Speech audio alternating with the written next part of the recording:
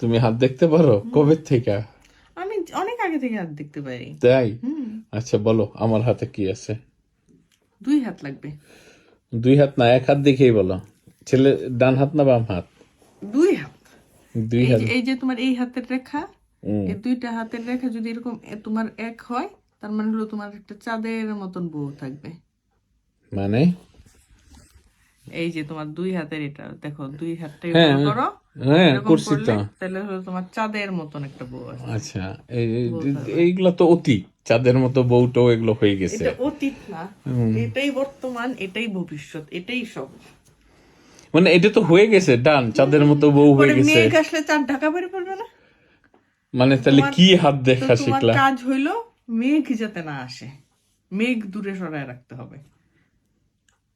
তুমি আমার ভবিষ্যৎ নিয়ে বলবা, তুমি আমার অতীত ভবিষ্যতে বলতেছি, বলতেছো কি করে? ভবিষ্যৎ হইলো এই যে দেখো এখানে একটু আবছা আবছা, একটু কেমন কমে গেছে, দেখো তোমার হ্যাঁ। এটা শার্প না, এটা শার্প হয়ে এখানে লাগছে।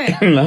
তাহলে তার মানে তোমার চাঁদের মতন বউ আছে, হ্যাঁ, কিন্তু ভবিষ্যতে এখানে এটা মুছা।